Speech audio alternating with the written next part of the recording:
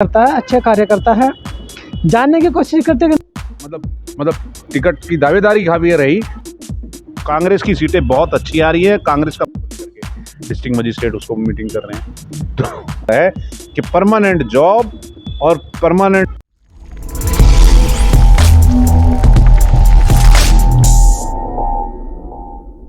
अध्यक्ष।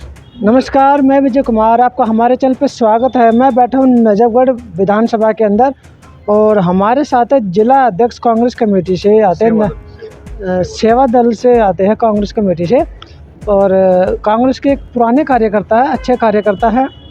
जानने की कोशिश करते हैं कि नजफगढ़ में कांग्रेस का वजूद कैसा है, कितना पुराना है और कितने सालों से नजफगढ़ विधानसभा के अंदर कांग्रेस अभी तक उसकी विधायक क्यों नहीं बने, और जो बिहार में चुनाव चल रहे हैं उसके भी हालात जानते हैं। लेकिन सबसे पहले हम विवेक जी से उनका परिचय जानेंगे, थोड़ा परिचय लेते हैं पहले, फिर उनसे कुछ सवाल जवाब करते हैं। सर, सबसे पहले अपना परिचय दीजिए। मेरा नाम विवेक शर्मा।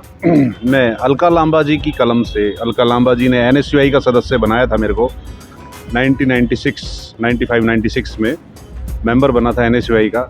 उसके बाद यूथ कांग्रेस का मैं ब्लॉक का जनरल सेक्रेटरी बना 2000 में, और उसके बाद ब्लॉक अध्यक्ष बना कांग्रेस सेवा दल का, ब्लॉक मुख्य संगठक 1999 में। 98 के चुनाव में मेरे को ब्लॉक विधानसभा प्रभारी बनाया गया यहाँ का चुनाव प्रचार के लिए। कमल यादव जी को टिकट मिली, जिसमें कमल यादव जी यहाँ से चुनाव जीत करके गए।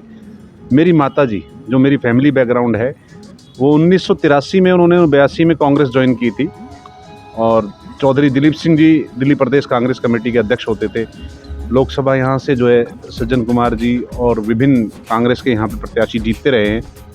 और उसके बाद लगातार महिला कांग्रेस की महामंत्री रही दिल्ली प्रदेश की, JJ सेल की उपाध्यक्ष रही मेरी माता जी, ऑनररी मजिस्ट्रेट रहीं, और सर्किल मेंबर का चुनाव भी जीता 1982-83 के अंदर। एक चुनाव चिन्ह गाय का बछड़ा उनका चुनाव चिन्ह था उस टाइम, जो कांग्रेस का सिंबल भी होता था। तो झड़ौदा न्याय पंचायत का चुनाव भी मेरी माता जी मायावती शर्मा, स्वर्गीय माता मायावती शर्मा जी, जो कांग्रेस के गणमान्य, जो स्वर्गीय रामकला डबास जी जानते थे अच्छी तरह से, और उनके साथ अच्छा परिचय था। उस टाइम वो BDC चेयरमैन हुआ करते थे मम्मी से पहले, और उसके बाद भी ब्लॉक समिति के चेयरमैन होते थे। विधायक का चुनाव भी 93 में रामकला डबास जी ने लड़ा, और वो परिवार पंडित जयकिशन शर्मा जी उससे पहले रहे। लेकिन मैं ये कहना चाहूँगा कि कांग्रेस यहाँ पर शुरू से ही मजबूत रही है। शुरू से यहाँ पर कांग्रेस का ग्राउंड अच्छा रहा है। सज्जन कुमार जी यहाँ से रहे, 2-3 बार लोकसभा मेंबर रिप्रेजेंटेटिव रहे।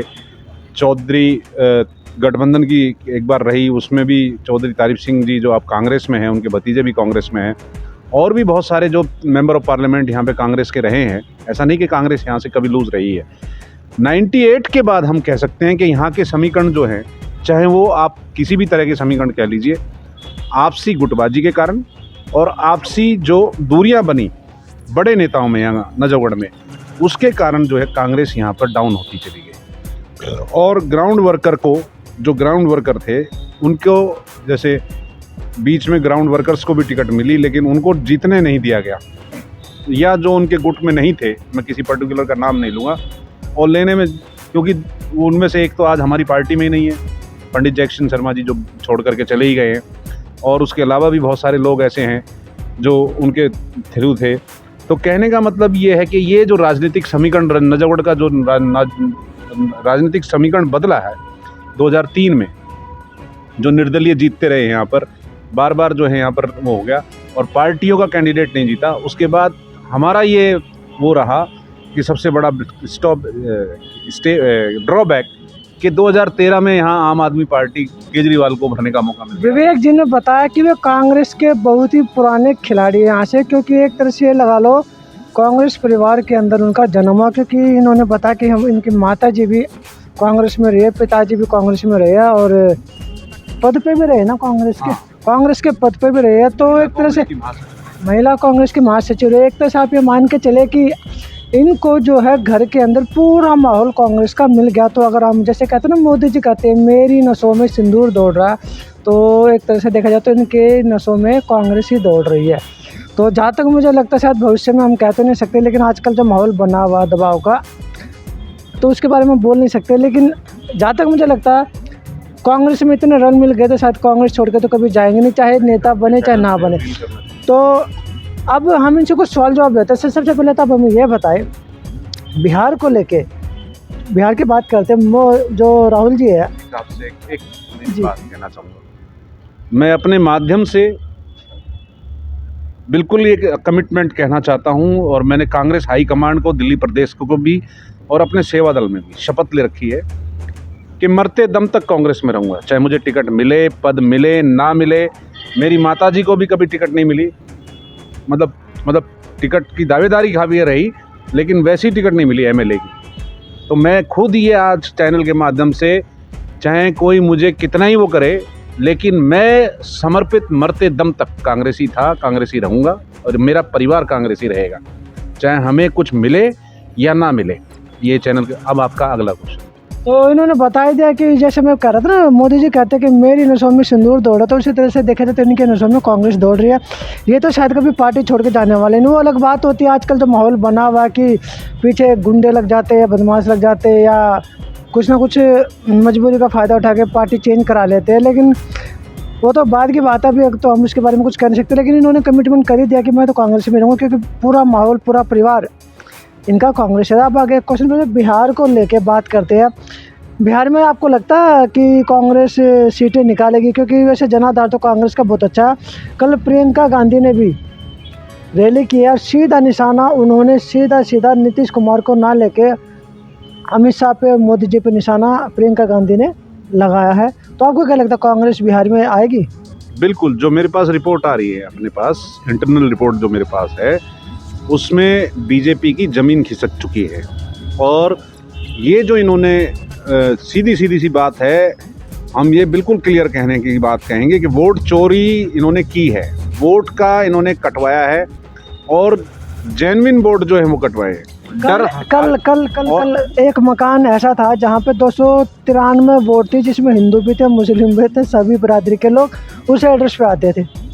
ये बिल्कुल इन्होंने बिल्कुल जो है प्रोपेगेंडा करा है, ये बिल्कुल मैनिपुलेटेड कर रखा है। महाराष्ट्र का चुनाव देख लीजिए आप, चाहे हरियाणा का चुनाव देख लीजिए, चाहे बिहार में भी, लेकिन बिहार में इनकी चलने वाली नहीं है। अब जनता इनको सबक सिखाने को तैयार है। परसों परले दिन की आप देख सकते हैं, खुद बीजेपी की रैली में बीजेपी के कार्यकर्ताओं ने माइक छीन लिया और आयोजकों से, और महिला कार्यकर्ता ने, और उनका पूरा धज्जियां उड़ा दी उनकी, और महिलाओं की उनकी पूरी क्या कि महिलाओं का क्या सम्मान कर रहे हो आप, ना कोई कुर्सी बैठने के लिए, ना कोई पंखा, ना कुछ और व्यवस्था नहीं।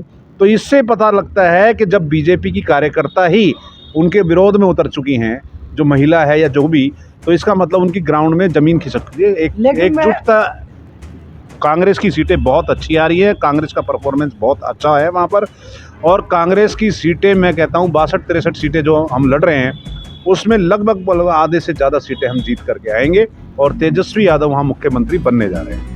मैंने कल एक बिहार के व्यक्ति से बात की, वो तो कहने लगा कि मैं 2 दिन बाद बिहार जाऊंगा और कमल पे बटन दबा के आऊँगा। मैंने पूछा भाई क्यों कमल पे बटन, को क्या तेरी अच्छी नौकरी है क्या?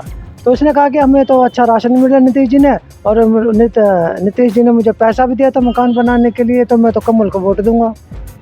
देखिए, मैं एक बात आपको बताऊं, ये सारी जो बातें हैं, ये चश्मा पहना हुआ है लोगों ने। कुछ लोग तो चश्मा पहनेंगे ही, और कुछ लोग तो जो पक्के अंध भक्त हैं, वो तो वोट दे करके ही आएंगे। लेकिन मैं ये कह रहा हूँ, ग्राउंड रियलिटी आपको ये बता रहा हूँ, नीतीश कुमार खुद नहीं चाहता, नीतीश कुमार खुद राहुल गांधी के साथ, मैं ज़्यादा वो बात नहीं कह रहा, कमरे में ये बातें नहीं कहनी चाहिए, लेकिन नीतीश कुमार खुद चाहता है कि वो विपक्ष के साथ मिलकर सरकार बनाए, बीजेपी के साथ नहीं। ये खुद चाह रहा है नीतीश कुमार। ये मैं आपको ऑन कैमरे में बात कह रहा हूँ, कहनी नहीं चाहिए मुझे, लेकिन मैं नीतीश कुमार का, वो लोग कहते हैं कि वो भरोसा नहीं किया जा सकता। लोगों का फीडबैक है, बिहार के लोगों का, वहीं का ग्राउंड का, कि हो सकता है ऐसा भी गठबंधन बन जाए कल को कि जिसमें कांग्रेस, राजद और ये मिलके दोबारा से आ जाए। कल प्रियंका गांधी ने एक मौका भी तो दिया ना उनको, नीतीश की बुराई न करके अमित शाह की बुराई की, उसको मौका देकर आप आ सकते हो। हाँ, बिल्कुल ठीक हो सकती है बात, लेकिन हम तो अपनी मेहनत करेंगे। हमें तो राजद और कांग्रेस के गठबंधन और सीपीआई के गठबंधन से मतलब है, जो अभी प्रेजेंट में हम लड़ रहे हैं। जो हमारा जो गठबंधन है, इंडिया गठबंधन, साम्यवादी दल, मार्क्सवादी दल और साम्यवादी लेनिनवादी दल, और मिलकर के कांग्रेस प्लस आपकी वीआईपी पार्टी और राजद, ये मिलके जो चुनाव लड़ रहे हैं, हम तो उस पर जोर दे रहे हैं। अगर ये गठबंधन जीत के आता है और तेजस्वी को जो है सीएम पद की दावेदारी इन्होंने कर भी दी है, ऐसा तो नहीं होगा जीत के आने के बाद फिर ये दल टूट जाए? नहीं, ऐसा तो नहीं होगा बिल्कुल, क्योंकि सेंटर में अगली कोशिश सेंटर में, अगर बिहार इनके पास आता है, हमारे पास आता है बिहार, राजद के पास और कांग्रेस के पास, तो ये फैक्ट मान लीजिए कि इनकी उल्टी गिनती शुरू हो जाएगी। SIR ये यूपी में भी जाएंगे। SIR को लेके क्या कहते हो? क्योंकि SIR तो इन्होंने कर दिया बिहार के अंदर, और बहुत सारी जो है वोटें भी इन्होंने काट दी है। जो दिल्ली में भी किया था, जो वोटें बढ़ी थी, महाराष्ट्र में भी किया था, हरियाणा में भी इन्होंने किया था, तीनों जगह इनकी सरकार बन गया, बिहार का नंबर लगा दिया। देखिए, चुनाव आयोग के किसी भी कार्यविधि की, कार्यप्रणाली की ना तो कांग्रेस कभी विरोधी रही है, ना हम विरोध करते हैं, लेकिन उसका तरीका सही होना चाहिए। आपको वोट डिलीशन है, वोट एडिशन है, उसका एक तरीका है। ऐसे SCR यानी SIR, उसका भी एक तरीका है, उसके भी एक सिस्टम है। वो सिस्टम से अगर सारी चीज़ें होते हैं, वो अगर ट्रूथफुलनेस से यानी सत्य और सही तरीके से अगर काम होता है तो ठीक है, नहीं तो अगर वो प्रेशर में काम कर रहा है अगर चुनाव आयोग कहीं, तो वो गलत है। उसी चीज़ का हम विरोध कर रहे हैं। SIR ठीक है क्या? नहीं, SCR जो है, जो भी सिस्टम है, इसमें क्या है, इसमें यही तो है कि बूथ लेवल के जो अधिकारी हैं उनको पार्टी को ऑथराइज किया गया है। BLA 2 यानी BLA 1 तो बना दिए सब पार्टी के, अब BLA 2 यानी कि जो बूथ एजेंट हैं वो पार्टी को अपना वो बूथ अधिकारी टाइप कह दो उसको, या बूथ कार्यकर्ता कह दो उसको, बूथ प्रेसिडेंट कह दो। अब वो चुनाव आयोग की लैंग्वेज में उसको BLA 2 कहा गया है, यानी बूथ लेवल एजेंट जिसको कहा जाता है उसको BLA 2 कहा गया है। तो वो है SIR प्रक्रिया। उसी की मीटिंग कल परसों होने भी जा रही है। हर राज्य में उसकी मीटिंग होने जा रही है, यूपी में भी चल रही है उसकी। यूपी में भी मैंने देखा है, हमारे कांग्रेस कमेटी के ज़िले में बहुत सारे मीटिंग चल रही है इस चीज़ को लेकर के, डिस्ट्रिक्ट मजिस्ट्रेट उसको मीटिंग कर रहे हैं। तो कोई भी, मैंने कहा ना, कोई भी प्रक्रिया गलत नहीं है, लेकिन चुनाव आयोग अगर सरकार के दबाव में काम कर रहा है, सुप्रीम कोर्ट और चुनाव आयोग या कोई भी एजेंसी, क्योंकि इन्होंने सारी एजेंसीज़ को अपना पिट्ठू बना लिया है। अब देखिए ना, संविधान की क्या धज्जियां उड़ा रहे हैं, किस तरह से संविधान को इन्होंने ताक पे रख दिया है। कोई भी चीज़ ये संवैधानिक ढंग से कर रहे हैं किसी भी तरीके। बाबा साहब का जो इतना बड़ा, अम्बेडकर जी का इतना अच्छा संविधान, इतना देश का ताना बाना जो हमारे नेहरू जी ने बनाया, इंदिरा गांधी जी ने उसको आगे बढ़ाया, राजीव जी ने उसको आगे बढ़ाया, अम्बेडकर जी ने बनाया, BN राव जी ने, सब ने मिलके, है ना, अयंगर साहब, सब ने मिलके इसको संविधान को बनाया, और सरदार पटेल ने और आपके मौलाना अबुल कलाम आज़ाद ने इस देश का रचना करी, संविधान के अनुसार देश को चला। तो आज क्या हो रहा है, आज क्या, किस चीज़ को आप देखो, किसी का भी ED को दे देते हैं, वो तुरंत इनकी पार्टी में शामिल हो जाता है। ED का इनकम टैक्स का दबाव देते हैं, चुनाव से पहले उनको पार्टियों में शामिल कर लेते हैं, राज्यसभा का लालच देते हैं, कोई मंत्री पद का लालच दे देते हैं। तो ये क्या है, ये सरासर बिल्कुल और बिल्कुल ये गलत ट्रैक पे चल रहा है। और मैं एक आपके माध्यम से ये भी कहना चाहूँगा कि जिस तरह से पिछले दिनों मैंने देखा है कि सरकारी टीचरों को, कांग्रेस के पदाधिकारियों को बिल्कुल शांतिपूर्ण ढंग से वो प्रदर्शन कर रहे हैं या गतिविधि में शांतिपूर्ण ढंग से चल रहे हैं, उनको उठा के जेल में डाल रहे, तो ये अघोषित एक तरह से डिक्टेटरशिप, इमरजेंसी लाने की कोशिश है, तानाशाही लाने की कोशिश है, अघोषित तानाशाही मोदी सरकार की। मुद्दे क्या होंगे आप लोगों के? हमारे मुद्दे जो है बेरोजगारी है, युवाओं को रोजगार है, देश का सच्चा विकास है, और देश की हर एक जो आय है, देश का हर एक जो है वो अधिकार जो क्षेत्र है, वो सभी, मतलब देश के वंचित से वंचित जो बिल्कुल किनारे पे बैठा हुआ व्यक्ति है, उस तक वो पहुंचना चाहिए, चाहे वो OBC वर्ग का हो, SC वर्ग का हो, अल्पसंख्यक वर्ग का हो, चाहे वो सामान्य वर्ग में गरीब वर्ग। मैं एक चीज़ जानना चाहूँगा कि सामान्य वर्ग के गरीब लोगों को भी सुविधाएं दें। जो आपका जो गठबंधन के जो दावेदार है CM पद के, उन्होंने ये कहा कि मैं बिहार के हर घर में सरकारी नौकरी दूंगा, ऐसा क्या संभव हो सकता है? बिल्कुल संभव हो सकता है। ठेकेदारी प्रथा तो पूरे देश में फैल क्योंकि हाँ, देखिए, ठेकेदारी प्रथा को राहुल गांधी ने कहा है, इस बात के लिए राहुल गांधी ने कहा है कि हम परमानेंट जॉब देंगे और OPS भी लाएंगे, यानी पुरानी पेंशन स्कीम लाएंगे। अगर केंद्र में हमारी सरकार आती है 2029 में, और हम भगवान से अपेक्षा करते हैं, परमपिता परमेश्वर से भी, और प्लस जनता से हम अब उम्मीद करते हैं कि 2029 में हमारी सरकार आती है, तो राहुल गांधी जी और प्रियंका गांधी जी ने, मल्लिकार्जुन खड़गे जी ने, हमारी टॉप लीडरशिप ने कहा है कि हम पुरानी पेंशन बहाली करेंगे। जो कि आप देख रहे हैं कि जो बाम सेव वगैरह है, जितने सरकारी कर्मचारी कितने परेशान हैं पुरानी पेंशन को लेकर।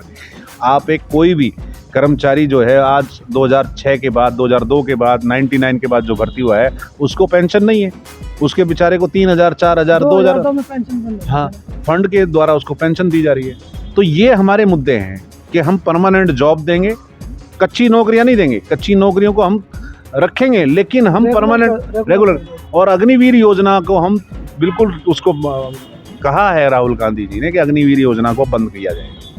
इसका कोई औचित्य नहीं है, 4 साल में कुछ नहीं होता। परमानेंट कमीशन दिया जाएगा, परमानेंट भर्ती की जाएगी आर्मी, नेवी, एयरफोर्स की, कोई वो नहीं है कि ये सबसे बड़ी हमारा मुद्दा है कि परमानेंट जॉब और परमानेंट उसका वो विकास, शिक्षा में विकास, सभी को सब चीज़ों का विकास, स्वास्थ्य का विकास किया जाएगा, मेडिकल फैसिलिटीज़ दी जाएंगी, मेडिकल बीमा किया जाएगा, और महिलाओं को और उनको सबको ये कहा गया है कि उनको वजीफ़ा या जो भी उनकी जो है इस तरह की भी जो सुविधाएं देने की है, उनको जो एक तरह सामाजिक दायरे में ला करके सामाजिक समझौते के तहत महिलाओं को भी कुछ ना कुछ आर्थिक सहायता दी जाएगी, ये कहा गया है। तो ये थे विवेक कुमार जी, जो कांग्रेस के कट्टर कार्यकर्ता नजफगढ़ में रहते हैं, काफ़ी पुराने कांग्रेस के कार्यकर्ता, परिवार से भी इनका कांग्रेस में रहा, और इन्होंने अपने बेबाकी के साथ सभी सवालों के जवाब दिए, बिहार को लेके भी दिए, राहुल गांधी की विचारधारा को भी लेके दिए, और साथ में जो कांग्रेस क्या करना चाहती है देश के अंदर, उन बातों को भी इन्होंने सामने रखा।